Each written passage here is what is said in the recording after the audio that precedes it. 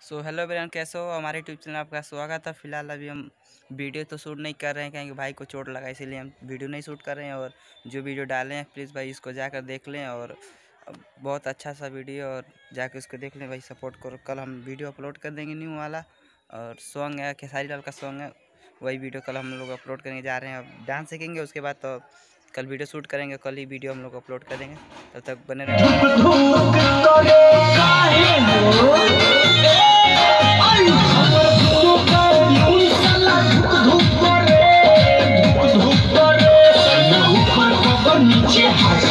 पीछे पीछे हाला करी मुँह चुप चुप करे।